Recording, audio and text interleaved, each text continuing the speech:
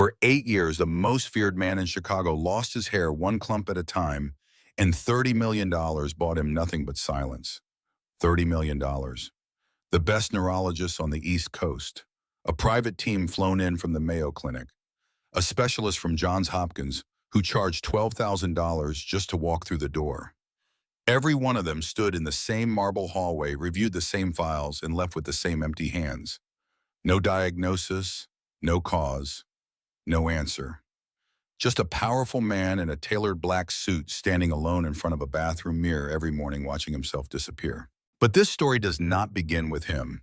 It begins on a park bench in Lincoln Park, Chicago, on a Tuesday morning in late October when the wind coming off Lake Michigan had already forgotten that autumn was supposed to be gentle. Colleen Marsh was 37 years old, and she had learned a long time ago that the world does not slow down for the people it breaks. She sat on the cold iron bench with her right arm around Lily, her 8-year-old daughter, and her left arm around Emma, the 9-year-old girl who had been sleeping under their roof for the past 4 months because Emma's own roof no longer existed. Colleen had one coat.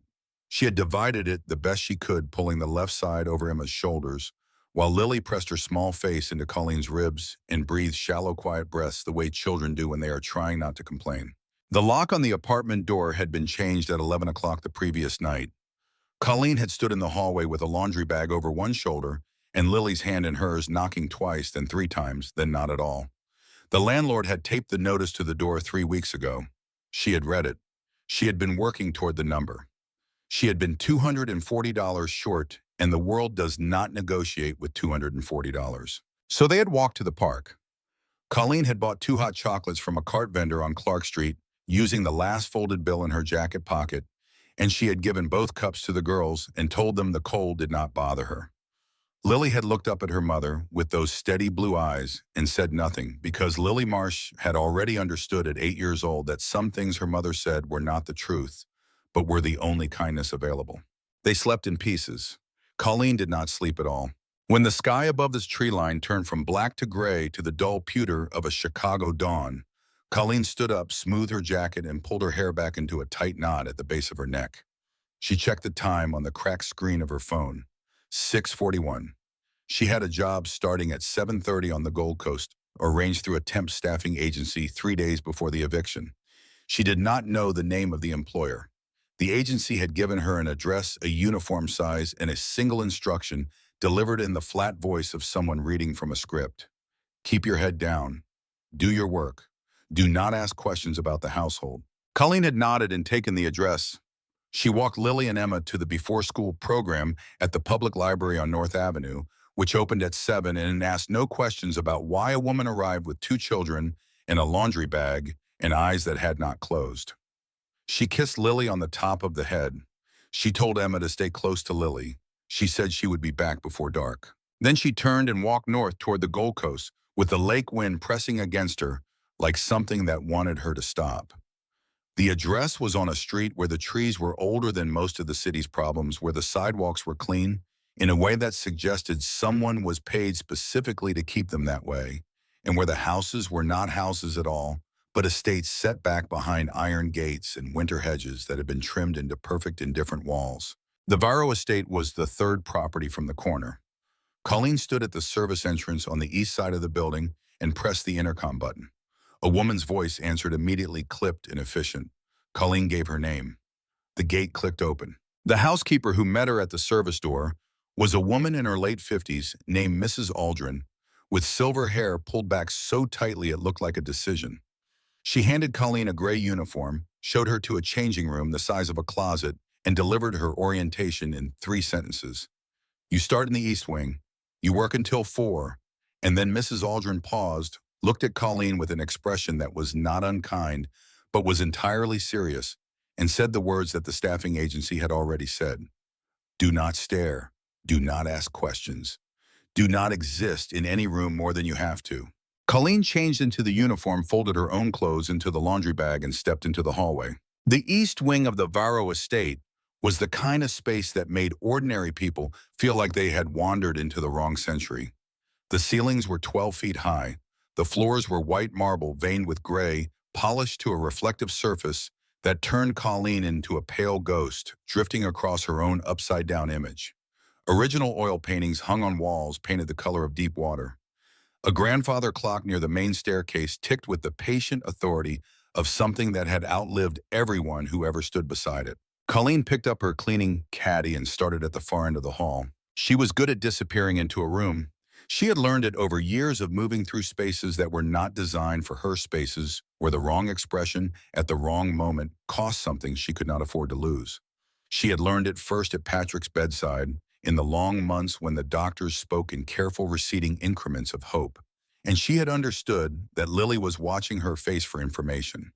She had sharpened it in the years after in every office where she had asked for assistance and been turned away, in the patient institutional voice of a system that was not built to notice people like her. By the end of her first morning in the East Wing, she had cataloged a considerable amount.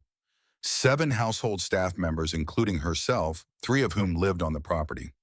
Security cameras in the main corridors, and likely more she had not yet found. The cook, a man named Gerald, ran the kitchen with an intensity that made conversation before 10 in the morning a poor idea. 2 distinct sets of dishes, one formal and one everyday, and the formal set had not been touched in months. Flowers delivered every Monday, replaced regardless of whether the previous arrangement had wilted. And the master of the house had not come down to breakfast. She learned his name at noon.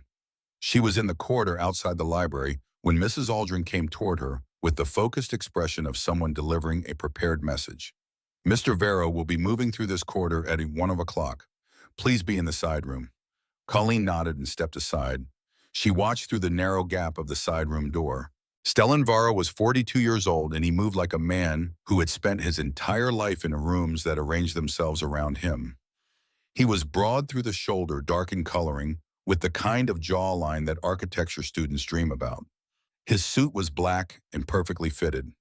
He walked with his hands clasped behind his back, his eyes forward, looking neither at the walls nor the paintings, but straight ahead, the way a man looks when he is carrying something invisible and has been carrying it for so long that he no longer notices the weight. What Colleen noticed was his hair. Not the ordinary recession of a man approaching middle age, but something more pronounced, more uneven, with visible gaps near the crown and at the left temple that even careful styling could not fully cover. She noticed it the way she had learned to notice things about sick people, with the attention of someone who had sat for many hours in hospital corridors, learning to read the things that bodies say before mouths do. She did not stare. She let the door drift back to its quarter-inch gap and returned to the sconce she had been polishing.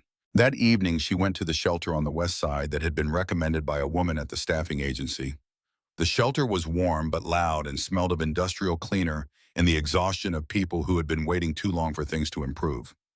Colleen lay on a cot with Lily curled against her chest and thought about the gap at Stellan Varo's left temple and the way Mrs. Aldrin had said, "Do not ask questions," and she thought about the $240 she still needed and the paycheck that would not arrive for 9 more days. She did not sleep for a long time. By the end of her second week at the estate, Colleen had learned several things no one had asked her to learn. Stellan Varo ate dinner alone at a table that could seat 20. He stood at the window of his private study on the 3rd floor every evening between 5 and 6, looking out at the lake, with the stillness of a man who has stopped expecting the view to give him what he is looking for. He received phone calls throughout the day that he always took in private handling, whatever was on the other end, with a calm precision that suggested long practice with serious things, and after each call, he stood very still for 3 to 5 seconds before moving again, as though allowing the weight of the conversation to settle through him and out. She had also begun to learn about Nadine Crow. Nadine was 38 years old, and she arrived at the estate every evening at 6:30 with the ease of a woman who has decided she already belongs somewhere and is simply waiting for the paperwork to confirm it. She was tall and immaculately dressed, with dark hair worn in a smooth roll at the nape of her neck and a smile that appeared at precisely the right moment and disappeared just as precisely when the moment passed. She worked as a corporate attorney at a firm downtown, and she and Stellan Varo had been engaged for 11 months. Every evening, without exception, Nadine carried a small lacquered tray from the kitchen to Stellan's study. On the tray was a single cup of tea prepared in the private service kitchen on the 2nd floor using a small copper urn that Nadine kept in a cabinet to which only she had the key. Colleen had noticed the cabinet on her 3rd day. She had noticed the key on a silk cord around Nadine's wrist on her fourth. She had noticed that the tea in that copper urn carried a faint metallic undertone beneath the chamomile that was not present in any other tea in the kitchen, and she held this fact in the back of her mind the way she held all unexplained things waiting. She noticed Foster Crow as well. He was 40 years old, Nadine's older brother, and he held a position inside the Varro organization that Mrs. Aldrin described in a single overheard sentence as a matter of trust. He handled scheduling, logistics, and certain arrangements that were not written down. He came to the estate 3 times a week and spoke to Stellan with the ease of a man who has been given access to something valuable and has stopped thinking about how fortunate that is. He had a habit of touching things that did not belong to him. He would pick up a paperweight from a side table, turn it over, set it back in a slightly different position. He would lift the lid of a box on a shelf, look inside, close it. Small gestures, almost unconscious. The gestures of a man making constant, quiet inventory of everything around him. Colleen noted it and moved on. It was on a Thursday afternoon in the 3rd week that she first heard the conversation through the closing door. She was on the 2nd floor buffing the brass fixtures in the east corridor when the door of the secondary parlor below cracked open and released a sliver of sound. She recognized Nadine's voice immediately, low and shaped like something that had been practiced. The other voice was male and carried the ease of someone speaking from behind a long-established mask of familiarity. She could not hear full sentences. She caught the word compound. She caught the phrase the new doctor. She caught 3 words that arrived in sequence just before the door pulled shut. At this rate, Colleen stood with the brass cloth in her hand and did not move for 11 seconds. Then she resumed polishing the fixture, her hands steady, her face showing nothing. Compound. The new doctor. At this rate. She went home to the shelter that evening and lay awake for a long time running the words through everything she knew. It was on a Friday in the 4th week that Lily and Emma came to the estate. Colleen had arranged for them to be watched after school by a woman from the shelter who sometimes minded children for small cash payments. But that morning, the woman had sent a message to say her own child was sick. Colleen had no other option. She sent a message to Lily on the phone they shared with the cracked screen and the remaining 11% battery and told her to take the bus to the north address and wait at the corner. What she had not anticipated was that Lily Marsh, upon arriving at the corner of one of the most expensive streets in Chicago and seeing an iron gate set into a high hedge with a gap just wide enough for a determined 8-year-old, would make the decision she made. Colleen was in the ground floor of the West Wing, working on the windows overlooking the rear garden when she saw them. Lily had come through the hedge gap first and Emma had followed. The way Emma always followed Lily with visible reluctance that was losing steadily to loyalty. They were standing in the middle of the rear lawn, their school backpacks still on their coats, mismatched and worn at the elbows. Lily's shoes had a crack along the left sole that flapped slightly when she walked. Both girls were thin in the way that comes not from genetics, but from months of meals that were calculated rather than chosen. Colleen pressed her hand flat against the window glass. Then Lily did what Lily always did when her mother needed it most. She started to dance. Not a practice dance, not something from a class. It was the one she had invented somewhere around age 5 as a dedicated project of making Colleen laugh on the evenings when Colleen came home with what Lily had named, with the precision of a child who pays close attention, the tire that goes all the way down.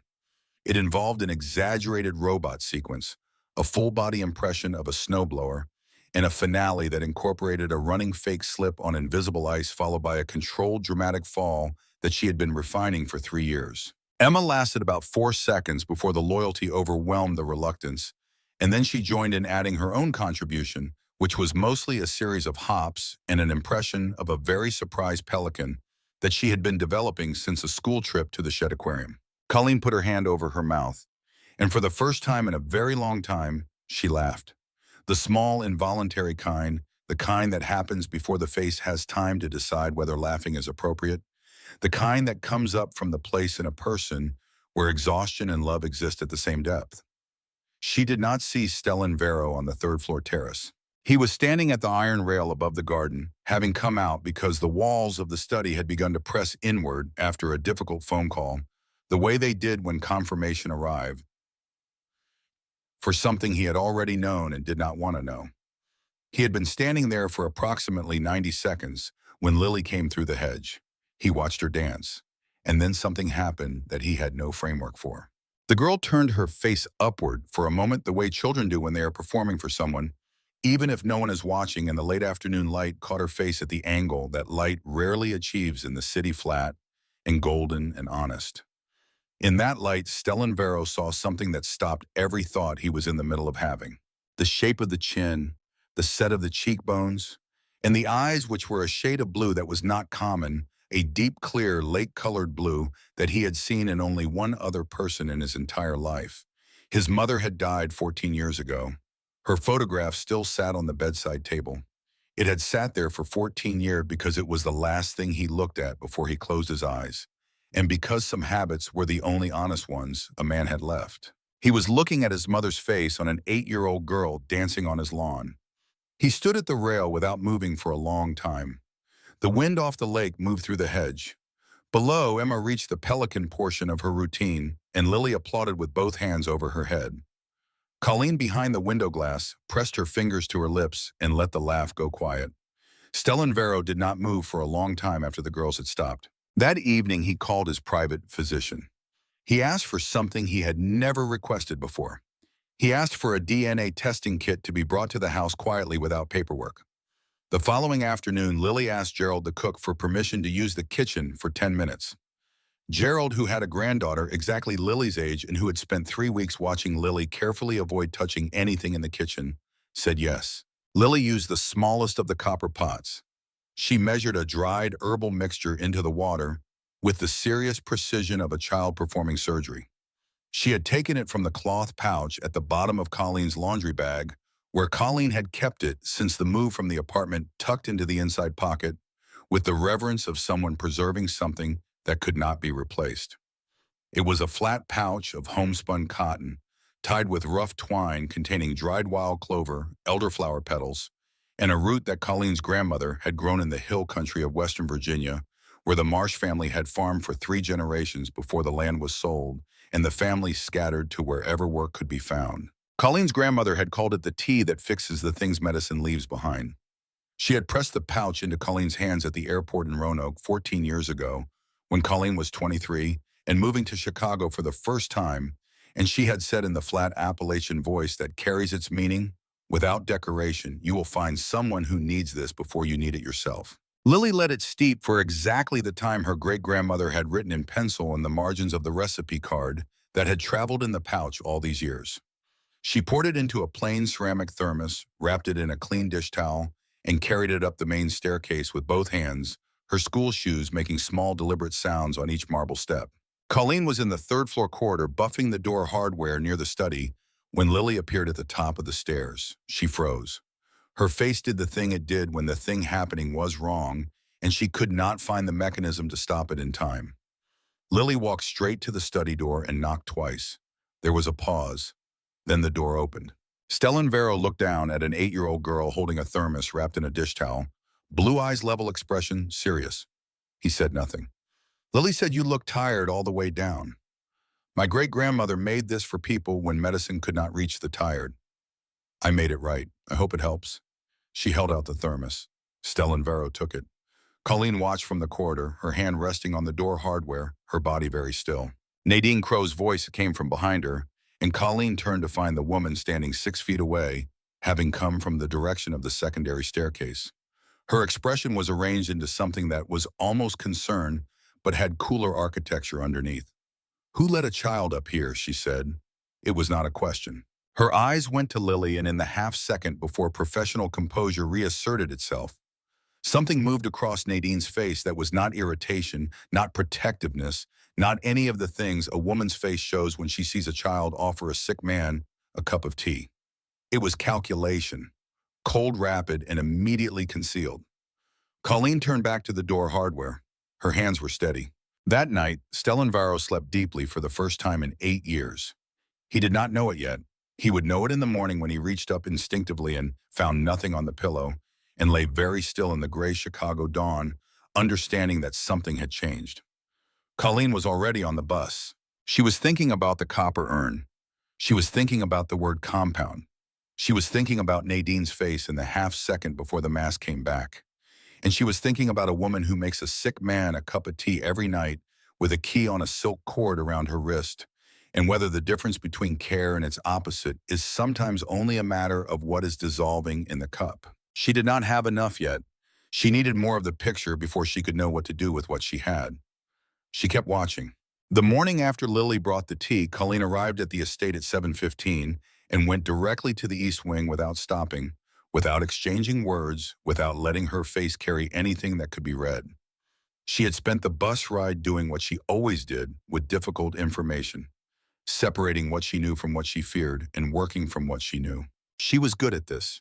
She had developed it over 2 years at Patrick's bedside, 2 years of learning which questions to ask and how to read the answers that came wrapped in professional reassurance.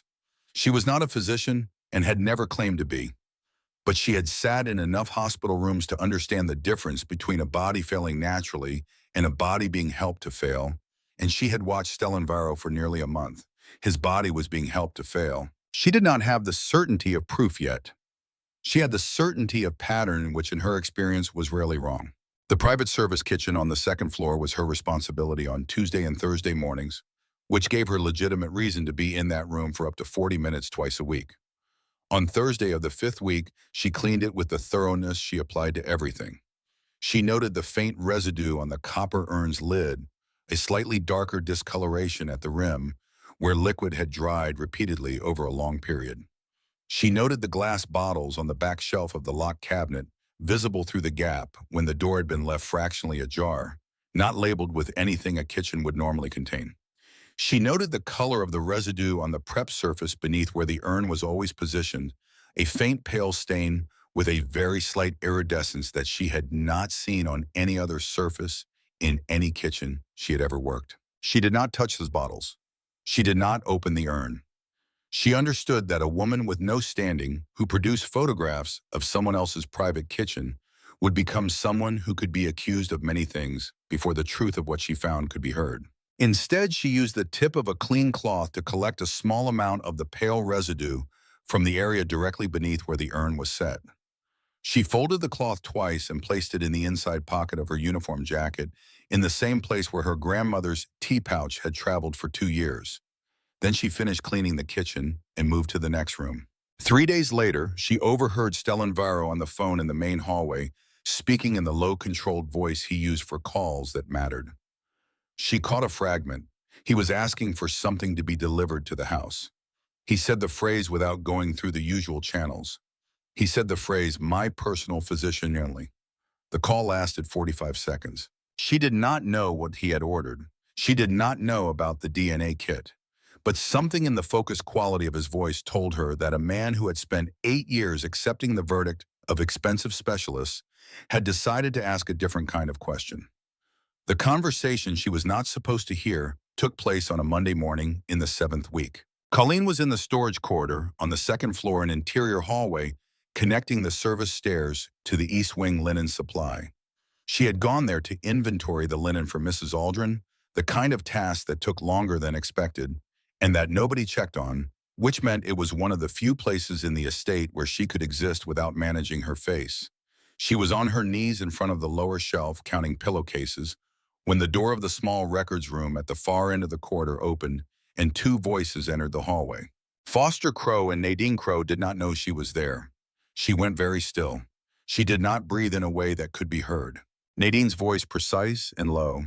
She said that the situation with the physician needed to be resolved before Thursday.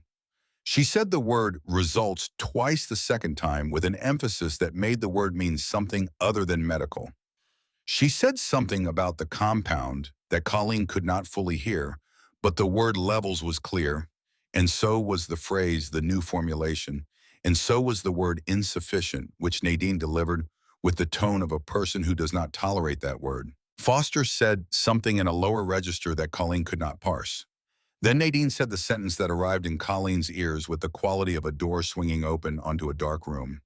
She said the child changes the calculation entirely. Then Foster said Lily's name.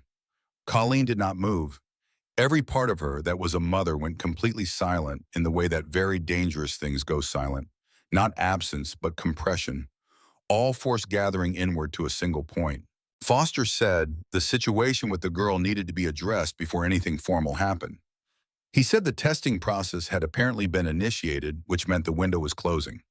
He said that if the results came back the way they expected, the asset position shifted in a direction that created complications for the existing arrangement. Nadine said one sentence. She said a cleaner's daughter does not inherit what I have spent 11 years building. Then the door at the far end opened, and both voices moved away. Colleen remained on her knees on the stone floor, with a pillowcase in each hand for 30 seconds. Then she placed both pillowcases on the shelf, stood up, smoothed the front of her uniform, and went back to work. She spent the next 4 days moving through the estate with the same composure she had maintained from the beginning, watching, waiting, assembling. And on the second of those days, she found the letters. She found them because Mrs. Aldrin had assigned her to clear and inventory a storage room on the lower level of the estate, a room that served as the archive for physical documents going back more than 2 decades. The room smelled of cold stone and old paper and the staleness of air that had not moved in a long time. Colleen worked systematically, starting at the left wall and moving right, cataloging boxes, noting contents, replacing lids.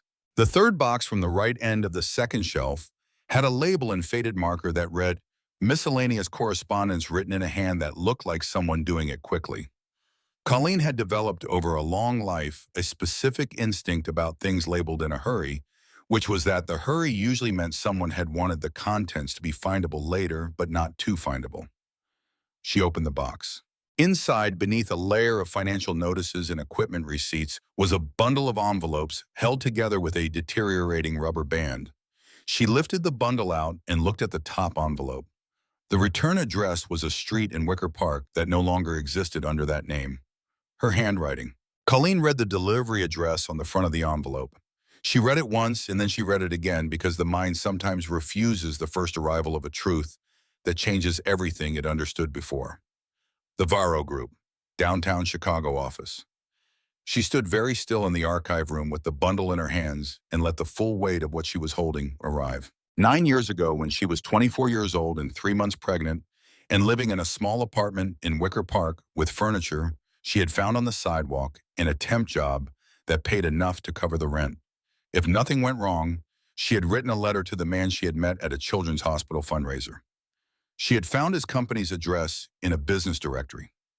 She had explained in careful, honest language that she was pregnant, that she was not asking for anything large, only that he know.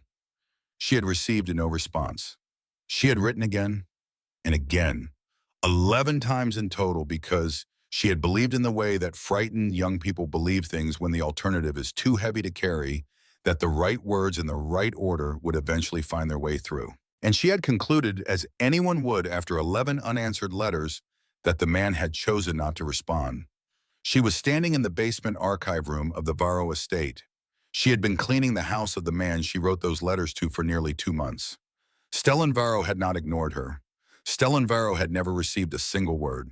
The understanding arrived not as a slow dawn, but as a sudden drop, a feeling of a floor giving way, and the body registering it before the mind has caught up. She gripped the edge of the shelf with her free hand. The archive room was very cold and very quiet, and the bare bulb overhead threw a flat, honest light over everything. She counted the envelopes, 11, all of them sealed, none of them opened. On 2 of the bottom envelopes, the last 2 in chronological order, there was a faint partial fingerprint in the upper left corner, left in something that had dried to a faint iridescent residue. The same faint iridescent residue she had collected from the prep surface beneath the copper urn and folded into the cloth in her inside pocket. Foster Crowe had handled these letters. Foster Crowe had made sure they went into this box, and this box went onto this shelf, and this shelf stayed in a room that nobody opened. And Nadine had been present when it happened, or had directed it, or both. The 11th letter she had written on the afternoon she went into labor in the waiting room of the hospital because she had thought that even then, even at the last possible moment, it was worth trying one more time. Stellan Varro had not known. She stood in the archive room for a long time, long enough for the cold to move through her uniform and reach her skin. She did not open the letters. She knew what was in them. She had written them. She had spent 11 letters finding different ways to say the same thing, which was, "This, we made a child." She is real. She deserves a father who knows she exists. She placed the bundle carefully back in the box. She replaced the layer of documents over the top. She replaced the lid. She returned the box to the shelf. She was not going to take those letters from the house. She was not going to move them. She was going to leave them exactly where they were, in the place where the evidence already sat undisturbed and with Foster Crow's fingerprints on two of the envelopes, waiting for the moment when someone with the standing to look would be directed to look. She cataloged the rest of the room with the careful accuracy she applied to everything. Replaced the storage room key on its hook in Mrs. Aldrin's office and went back to her afternoon work. 2 days later, Nadine Crowe came to the garden where Lily and Emma were playing. Colleen was on the second floor cleaning a window she happened to be standing at, and she watched Nadine cross the rear garden with the ease of a woman who belongs everywhere she goes, and she watched Nadine crouch down to the level of the children, and she watched Lily look up at her. Colleen could not hear what was said. She watched Nadine's mouth, and she watched Lily's face, and she watched the way Lily received the words, which was with the stillness of a child whose instincts have flagged something before her. Understanding has caught up. The conversation lasted approximately 45 seconds. Then Nadine stood, smoothed her skirt, and walked back toward the house. That evening in the shelter, Lily climbed onto the cot beside Colleen and said in the careful voice she used when reporting something her mother needed to know that the lady with the ring had come to talk to them in the garden. She said the lady had smiled the whole time. She said the lady had said that their mama worked very hard here, and she hoped nothing would happen to make that change. Lily paused. Then she said, Mama, her eyes were not smiling. Colleen held Lily against her and kept her own face very still. 8 years old, she thought. 8 years old, and she already knows the difference between a face that is smiling and a face that has decided to use a smile as something else entirely. She held her daughter and thought about everything she now understood, and she thought about the cloth in her inside pocket, and she thought about 11 sealed envelopes in a cardboard box, and she understood with cold clarity that Nadine Crowe had just told her in the language that the powerful use when speaking to people they do not consider dangerous, that she knew Colleen was watching, and that she was not afraid. Not yet. On a Monday morning in the 8th week, Stellan Vero returned from a meeting with his private physician with the expression of a man who has been told something that reorganizes every other thing he knows. Colleen was in the main corridor, and she saw him come through the service entrance. His face had lost its managed quality entirely. What was underneath was the raw, unguarded expression of a man standing inside a truth that is too large to arrange himself around. He walked past her without acknowledging her, then he stopped. He turned. He said, Your daughter. The one with the T. Colleen said yes. He said, How old is she? Colleen said 8. He looked at her with an expression she could not fully read because it contained several things at once, and they did not all belong to the same moment. Then he turned and continued down the corridor. Colleen watched him go. She thought about what he was going to find out. She thought about what it would set in motion. She thought about the letters in the archive room and the cloth in her pocket and Nadine's eyes in the garden that had kept smiling after the smile had finished meaning anything.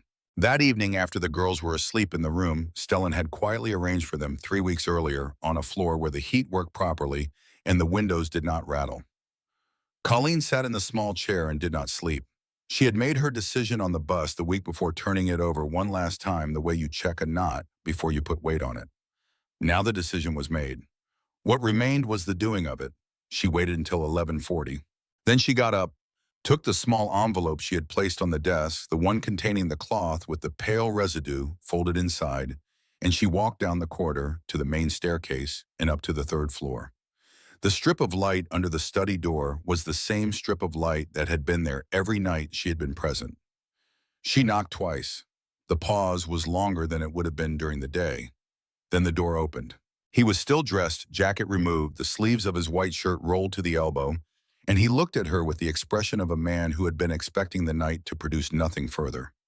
She did not give him time to ask what she was doing there. She stepped forward and placed the small envelope on the surface of the desk. Then she said that she needed to tell him 2 things, and she asked him to hear both before he responded to either. He looked at the envelope. He looked at her. He said nothing which she understood as permission. She told him about the copper urn. She told him about the locked cabinet and the key on the silk cord and the metallic undertone she had detected. She told him about the pale residue on the prep surface and what she had collected, and why she had not touched anything else. She told him that she was not a chemist and did not know what the substance was, but that she had spent enough time near sick people to understand the difference between a body failing naturally and a body being helped to fail, and that she had watched his hair stop falling in the week after Lily replaced Nadine's tea with something that came from a cloth pouch from the hill country of Western Virginia. He was very still while she spoke. The stillness of a man receiving confirmation of something he has already suspected but has not yet allowed himself to fully believe. Then she told him about the archive room. She told him about the miscellaneous correspondence box on the second shelf from the left third from the right end. She told him about the bundle of 11 sealed envelopes and the handwriting on the front and the partial fingerprint on the bottom two envelopes left in the same iridescent residue. She told him about the delivery address on those envelopes. The Vero Group, downtown Chicago. She said, I wrote those letters. I sent them to your office 9 years ago when I was 24 years old when I had just found out I was pregnant. I wrote 11 of them. I did not know they had not reached you. I concluded what anyone concludes when 11 letters receive no answer. She stopped. She had said what she came to say. He looked at her for a long time. In the lamplight, his face had lost everything constructed about it. What was underneath was the expression of a man who has been standing inside a false understanding of his own life for 9 years and has just felt the floor of it removed. He said her name, slowly, the way he had said it the night she dressed his wound, placing it somewhere that would not be misplaced again. And then he opened the desk drawer and took out a single sheet of paper and set it on the desk facing her. She looked at it. The header was from a private medical laboratory. At the bottom of the document in plain black print was one word, positive. Colleen read it once. She read it again. And then she did something she had not done in front of another person for a very long time. Her eyes filled. Not because the word was a surprise. She had known in the way she knew most true things through careful observation and the slow accumulation of details that only made sense one way. She had known it in the shape of Lily's chin and in the photograph on Stellan's bedside table, and in the way Stellan had stood at the terrace rail without moving for a very long time after watching Lily dance. But knowing and confirmed are different countries and crossing from one to the other. Even when you have seen the border coming for a long time still takes the breath. She pressed 2 fingers against the corner of her eye. She did not let it become more than that. She said, Lily does not know. He said no. She said, we tell her together, when it is right, not tonight. He nodded. Neither of them spoke for a moment. Outside, the city moved the way cities always move, when the most important things are happening inside rooms that face away from the street. Then from somewhere below them came a sound that Colleen heard before she understood it. A door pulled quickly, followed by a silence that had the texture of something that should not be quiet. She was through the study door before the thought had finished forming. The corridor on the girls' floor was empty. The door to their room was ajar, in a way she had not left it. She pushed it open and the room was exactly as it should have been, except for the one thing that made it entirely wrong, which was that both beds were empty and the window was not the way she had left the window, and the room smelled of cold outdoor air that had no business being this far inside. Colleen stood in the empty room for 3 seconds. 3 seconds in which every version of this moment that she had refused to imagine over the past weeks arrived at once. And she let them arrive, and then she put them aside because there was no space in what came next for imagination. There was only what she knew. Stellan Varro appeared in the doorway behind her. She turned. His face had gone to something she had not seen on him before, stripped of every trained quality, the raw expression of a man confronting the possibility of losing something he has only just understood he cannot survive losing. She said, I know where Foster takes people. He waited. She said that before the temp agency placed her at this estate, she had spent 4 months cleaning warehouse units in the River South Industrial District. She said that Foster Crow had used the 3rd building from the east gate of the Calumet River facility twice during her time there, arriving as after regular staff had left and departing before they returned. She had noted his car. She had noted the building. She had stored it the way she stored everything in the part of her mind where things without explanations waited for the day when the explanation arrived. The explanation had arrived. She said, I will show you where it is. He looked at her for exactly 1 second. Then he moved. They drove south through the city in the dark. Colleen sat in the front passenger seat and directed him from memory. Left on 95th, right on the industrial access road, third gate from the east end. She was not thinking about the car or the distance. She was thinking about Lily waking up in a cold building and looking for her mother and not finding her. And she was using that thought the way she used all hard things as fuel for the steadiness she could not afford to lose. She thought about Emma too. Emma, who had been distrustful of everything large and powerful since before Colleen had known her, who had survived things that a 9-year-old should not have had to develop survival skills for, who slept with one arm thrown over her face the way she always did when she was dreaming. Emma was going to be frightened in a way that touched everything that had frightened her before it. Colleen kept her face forward and her voice steady as she gave the directions, because the most useful thing she could offer right now was exactly that. The facility was dark from the outside. Colleen scanned the perimeter and located a dim light behind the high window on the north face of the third building, the kind of light that comes from a portable lamp rather than the building's own system. She said nothing. Stellan had already seen it. He parked away from the gate. He looked at her and said, "You stay here." She looked back at him, and neither of them said anything further because they both already knew that was not what was going to happen, and spending time on it was time they did not have. They went through the gate together. The interior of the warehouse was divided by rusted metal shelving into 3 sections, and the light was in the far section, and Foster Crow was standing in that section with a portable lamp on a shelf beside him and his phone in one hand. Both girls were sitting on a low wooden platform against the back wall. Emma was pressed flat against the wall with both arms around Lily, her jaw set, her eyes moving between Foster and the entrance, with the rapid assessment of a child who has learned to calculate distances and exits. Lily was not pressed against the wall. Lily was sitting upright, her hands in her lap, watching the entrance with the expression of someone who is waiting rather than afraid. She saw Colleen and Stellan come through the warehouse entrance at the same moment. What happened on Lily's face was total. Every wall she had been holding while she waited collapsed in a single instant, and what came through was the relief of someone who was told a thing would happen and held on to that knowledge against every reason to doubt it. She stood up from the platform. Emma saw them too. She pressed herself back against the wall in the reflex of someone who has learned that powerful people entering a room is not always good news. Then she registered who was standing there, and her body made the decision before her mind did, and she stood up beside Lily. Foster looked up from his phone. He looked at Stellan, and then he looked at Colleen, and his face moved through several arrangements before settling on something that had the quality of a man recalculating against information he had not expected to receive. He said he had acted in the interest of the organization. He said that Stellan needed to understand what the girl represented in terms of complications for the existing structure. He said that Nadine had been building toward a secured position for 11 years, and that this was a situation requiring management, not sentiment. Stellan said nothing. He walked forward at the pace of a man who is not hurrying, because hurrying would suggest the outcome is uncertain, and the outcome was not uncertain. He walked past the first section of shelving and into the second and then into the third, and Foster moved to place himself between Stellan and the girls, and Stellan stopped and looked at him with an expression that was not anger and was not threat and was something considerably more final than either. Foster held his position for 4 seconds, then 5. Then something in the quality of what he was facing reached him in the place where all the calculation lives, and he took a single step to the side. Stellan walked to the platform and stood between the girls and Foster Crow and said 3 words. He said, "It is over, Foster." In that warehouse under that light, those words had the quality of something that does not require elaboration. It was not a statement of intent. It was a statement of fact delivered by a man who had spent 20 years being believed when he said things in that voice, and who was not using the voice now as a performance, but as the plain truth of a situation that had already been decided before anyone arrived at this building. Foster heard it the way it was intended. The phone lowered, the calculation completed.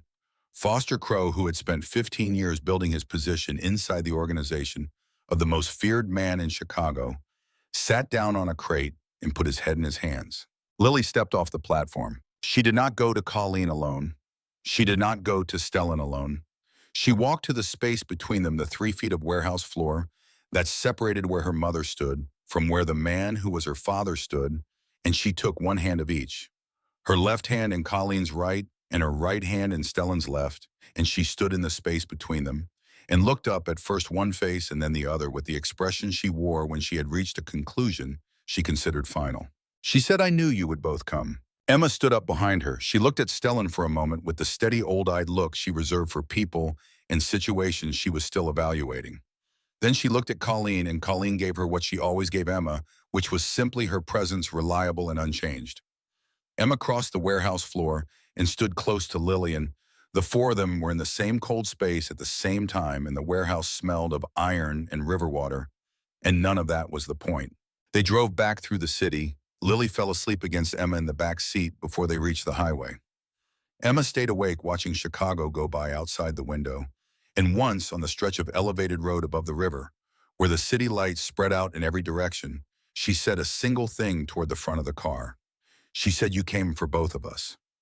Nobody answered because the answer was obvious, and Emma had not asked it as a question.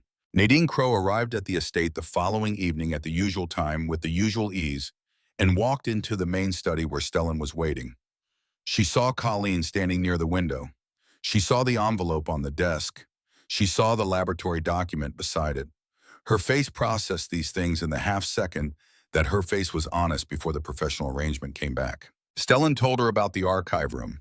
He told her about the box and the 11 envelopes and the partial fingerprint on the bottom two, the same fingerprint and the same residue as the compound found on the copper urn's prep surface.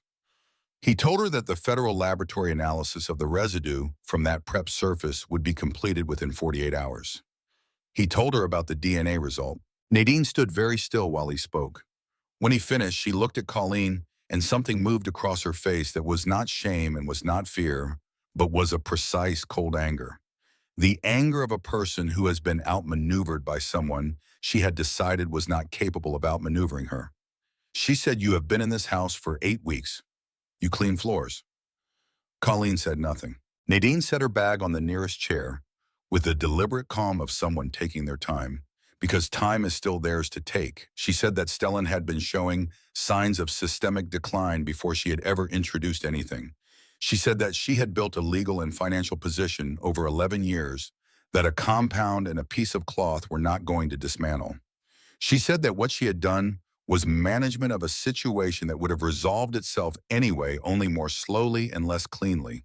Then she said the things she had said in the storage corridor 9 years ago, the things she had believed for 11 years about the woman now standing at the window. She said it directly and without the cover of distance this time. She said that a cleaner's daughter does not inherit what I have spent 11 years building. She said that a child born to a woman who arrived through the service entrance on a temp agency placement does not carry this name forward. She said that Stellan should understand what he was choosing and what it would cost him and who would be left when the sentiment faded. She said all of this with the composure of a woman who has rehearsed the speech and believes in it. What she did not know, and what Colleen knew, was that the door of the study was not fully closed. And standing in the hallway where she had come looking for her mother after waking and finding the room quiet, was Lily. Lily had heard the whole thing. Colleen saw her in the gap of the door.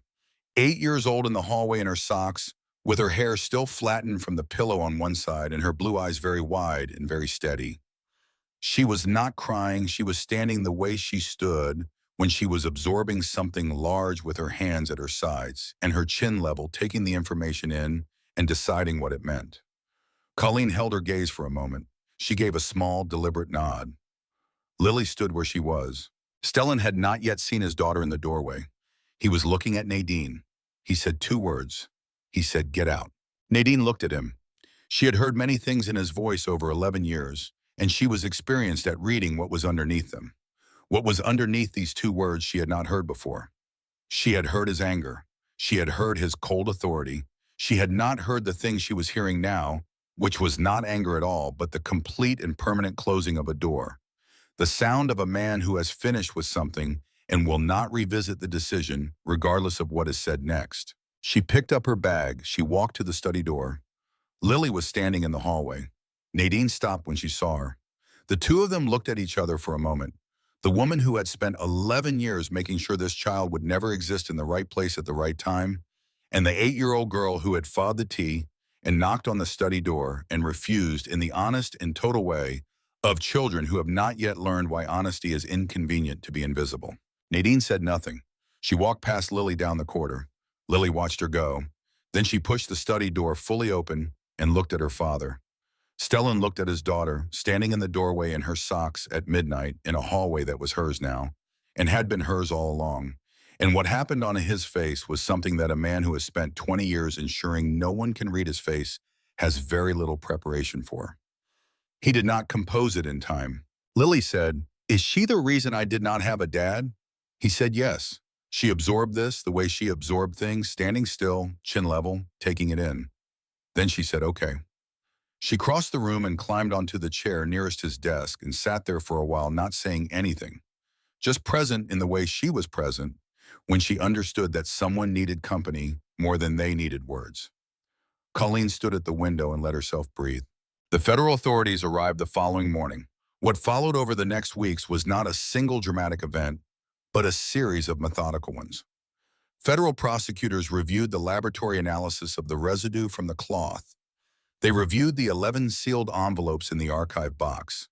They reviewed the note signed with the letter F and dated 9 years and 1 month ago, which documented the interception and had been preserved in the same box by the arrogance of a man who had believed the box would never be opened by anyone who mattered. Foster Crowe provided financial records with a thoroughness that suggested he had been keeping them against the day when they might become the only currency he had left. Nadine Crowe was charged. The system which Colleen had learned not to trust entirely was at least functional enough in this instance to proceed in the right direction. What mattered was that it had stopped. The copper urn was gone. The locked cabinet was gone. The tea that Stellan drank in the evenings was tea from a kitchen where Gerald cooked, and Lily sometimes had permission to use the second smallest copper pot. Stellan's hair continued to grow back, slowly with the determination of something reclaiming ground that had been taken. By the end of the second month, the patches were no longer visible. By the end of the third month, the man who had stood at the mirror every morning for 8 years watching himself disappear was no longer disappearing. He ate breakfast with Lily and Emma in the mornings. This had begun in the third week after the warehouse when Lily had appeared at the breakfast table, sat down across from him, and begun talking about a book she was reading on migratory birds along the Lake Michigan shoreline. Stellan had listened with the full directed attention Colleen had first seen him give to someone at a fundraiser table 14 years ago. He had asked questions. Lily had answered them with the authoritative confidence of a child who has found a subject she has decided to own. Emma had arrived 10 minutes later, sat down, helped herself to toast and said nothing. But she had stayed for the entire meal. After that, it had simply become the morning. There were conversations Colleen and Stellan still needed to have. Important ones about what this was and what it was becoming and what the people involved needed from each other going forward. Those conversations happened slowly in pieces, not because either of them was avoiding them, but because they deserved the care of people who had learned that things said in a hurry are often things that need to be said again.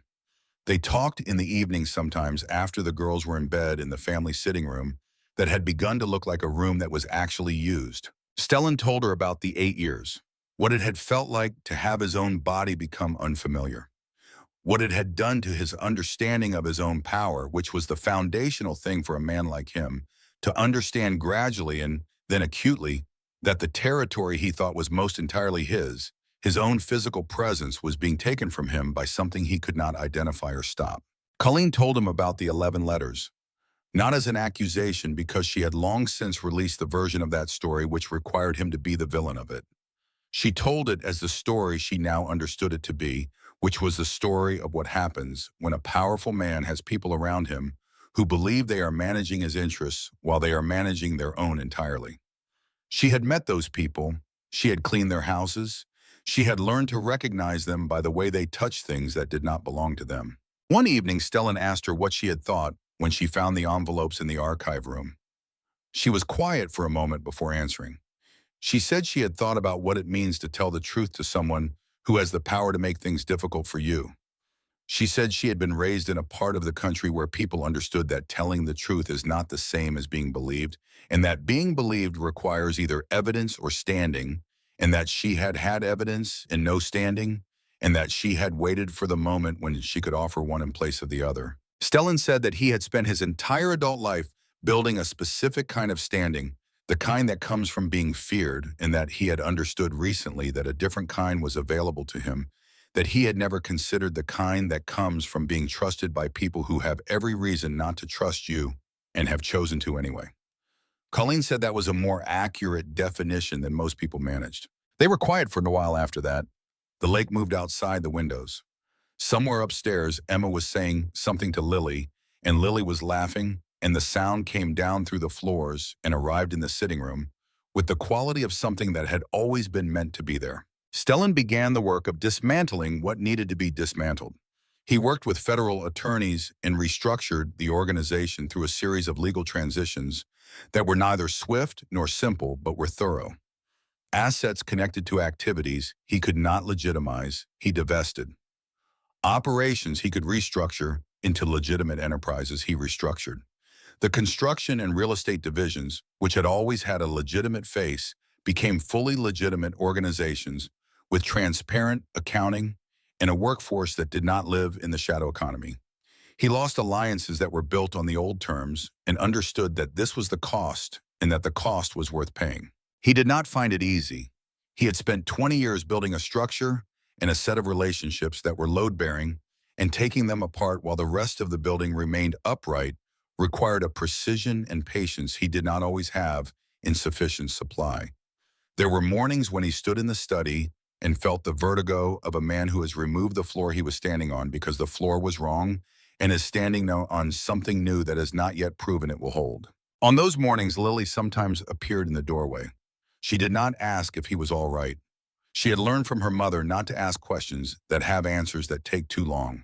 She would sit in the chair near the bookshelf and read or draw in the sketchbook she had started keeping since discovering the art supply cabinet in the library room, and her presence in the room had the quality of an anchor, not demanding anything, not performing comfort, just there in the reliable, steady way that she had learned from the woman who had been her whole world before she understood what a world was. It was on a Saturday morning in late winters that Stellan asked Colleen if he could speak to both girls together. They sat in the family sitting room, all four of them, with the winter light coming pale and clean through the tall windows, and the lake visible in the distance, the color of steel.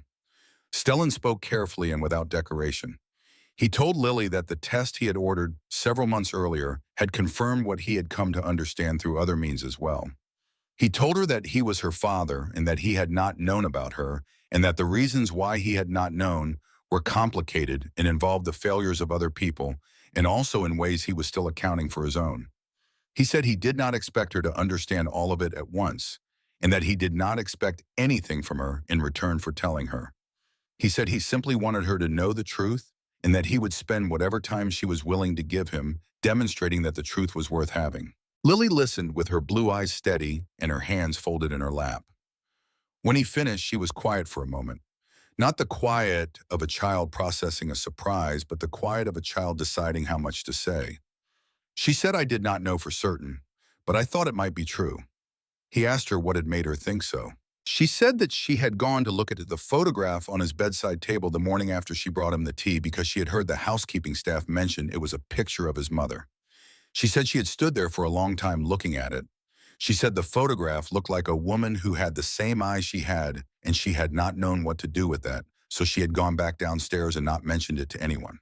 Then she said, "I decided it did not matter whether it was true. You needed the tea either way." Stellan looked at his daughter for a long moment. Then he said, "Do you want it to be true?" Lily said yes. He said, "Then it is, and it always was, and nothing that has happened or will happen changes that." Lily nodded once with the seriousness she gave to important agreements. Then she looked at Colleen with an expression that was partly question and partly statement, and entirely Lily, which was to say, it contained more than one thing at once, and trusted that the person receiving it would understand all of them. Colleen said yes, to all of it.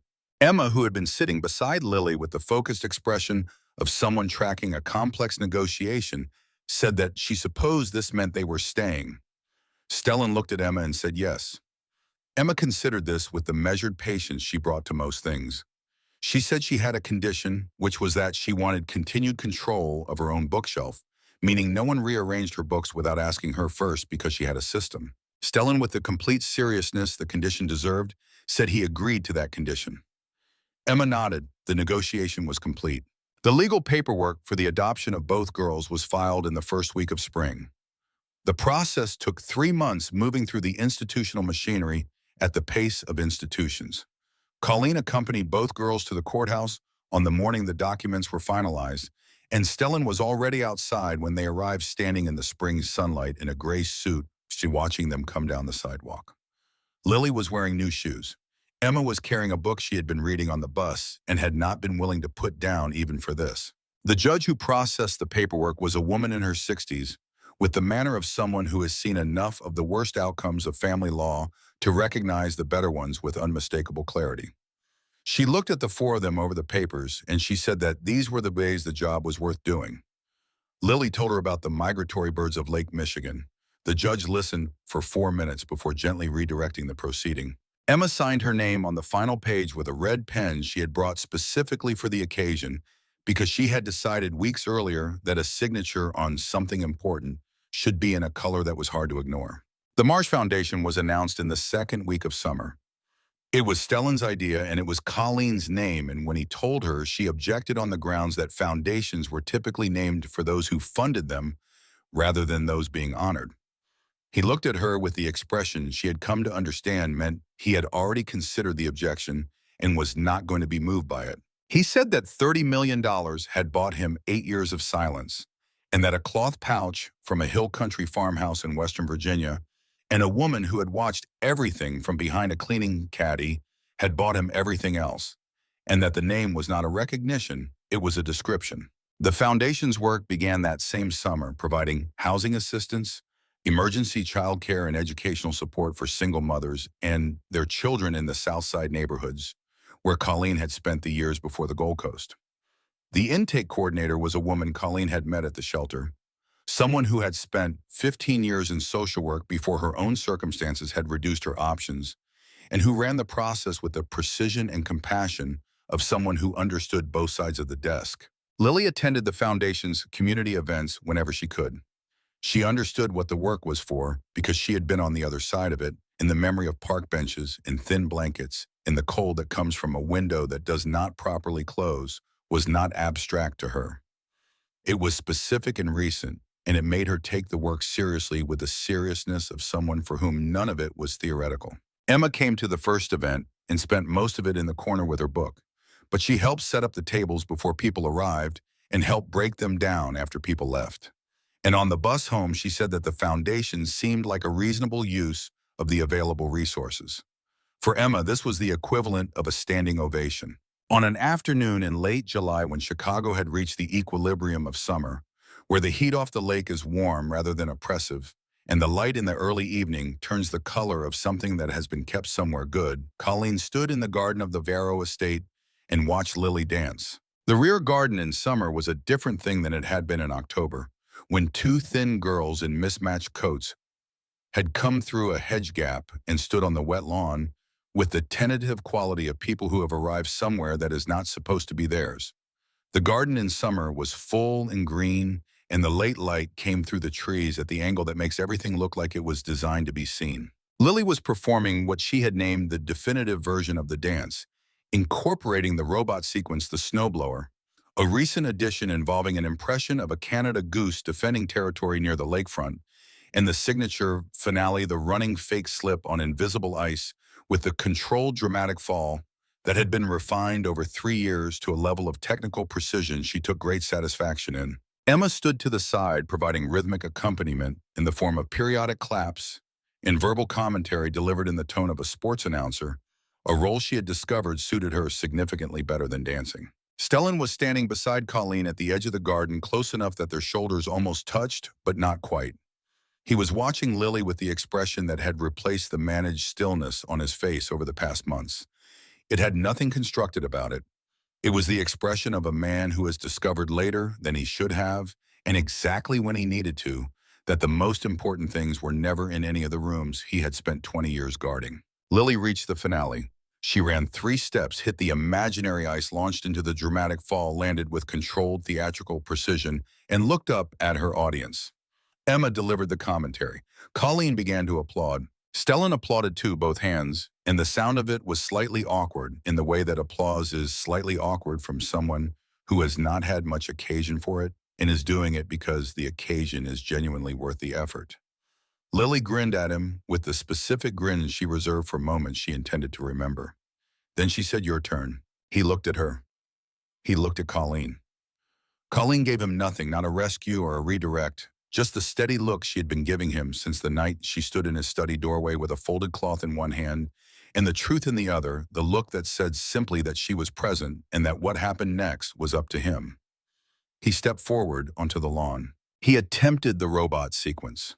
It was, as Emma would later document in her detailed written account of the afternoon, technically a robot sequence, in the sense that it involved arms, which robots also have. Lily corrected his form with the patient authority of a specialist dealing with a willing but uninformed beginner. Emma rated each attempt on a scale she invented in real time. Gerald appeared briefly at the kitchen window, observed the scene, and returned to what he was doing with the expression of a man who has seen enough of life to recognize when it is going well. The light stayed long over the lake the way it does in Chicago in late July, and the garden was warm, and the roses were in full bloom along the east wall, and the four of them were in the same place at the same time. Colleen stood at the edge of the garden and let herself be present in it without managing or maintaining or anticipating. She had been doing those things for a long time, and she had been good at them, and they had been necessary, and they were no longer necessary in the same way. She was learning slowly, and with the difficulty of a person setting down a tool they have carried so long, the hand has shaped itself around it to put it down. She put it down now. She stood in the late July light with the lake behind the trees and her daughter on the lawn, and let herself be in it without the part of her that was always already planning the next thing, without the part of her that was always already bracing for the thing that would come to take this one away. This was what remained when you had done what needed to be done and the doing was finished. A garden, a summer evening, the sound of a child correcting an adult's form with total seriousness, the smell of roses from the east wall, the city in the distance, indifferent and continuous, going about its business without any knowledge of what had happened in the rooms that faced away from its streets. She thought about her grandmother in the hill country of Virginia, pressing a cloth pouch into the hands of a 23-year-old at an airport in Roanoke, and saying in the flat, unhurried voice that carries its meaning without decoration, "You will find someone who needs this before you need it yourself." She thought about 11 letters in a cardboard box on a shelf. She thought about a pale iridescent residue on a prep surface and a cloth folded twice in an inside pocket, and a woman who cleaned floors in a house where no one was supposed to notice her noticing everything. She thought about what it costs to be the person who sees the truth when everyone around her has decided not to, and what it costs to carry it alone until the moment arrives when it can be given to someone who can do something with it. And she thought about all the women before her who had paid that cost in rooms no one recorded, and she thought that the best she could do for any of them was to be here in this garden on this evening, in proof that sometimes it is worth it. The sun dropped behind the roofline. The garden moved into the long blue dusk. Lily was now attempting to teach Stellan the Canada Goose portion of the routine, and he was attempting it with the complete commitment of someone who has decided that if a thing is worth doing, it is worth doing without holding anything back, regardless of what it looks like from the outside. Emma was rating each attempt with escalating commentary. Gerald had reappeared at the kitchen window, and this time made no pretense of looking away. Colleen watched her daughter. She watched the man who had been waiting to be her daughter's father for 9 years without knowing he was waiting. She watched Emma, who was not dancing, but was present and narrating, and fully irrevocably there, which was its own kind of arrival, after everything she had survived, to get to it. And in the long, warm, ordinary light of a summer evening in Chicago, with the lake somewhere behind the trees and the roses along the east wall and the city going on the way cities do, Colleen Marsh let herself be home. She had come to this address through a temp agency with a laundry bag and $11 in a cloth pouch from a woman who had known the way some people know things before the evidence arrives that it would be needed. She had come invisible and had remained invisible long enough to see what needed to be seen. She had waited until she had enough of the picture to know what it was actually showing her, and when she had enough, she had walked down a corridor at midnight and knocked twice and told the truth to a man who had the power to disbelieve her and had not. That was all it had been, and it had been everything. Somewhere across the garden, Lily was laughing, and the laugh was the unguarded total kind that comes from a place and a person that has not been asked to be careful, and the sound of it carried across the summer air and reached Colleen exactly where she was standing, and she let it. She let it reach her. She let it land. She stood there in the warm evening at the edge of the garden and let the sound of her daughter laughing be exactly what it was, which was the sound of something that had made it through.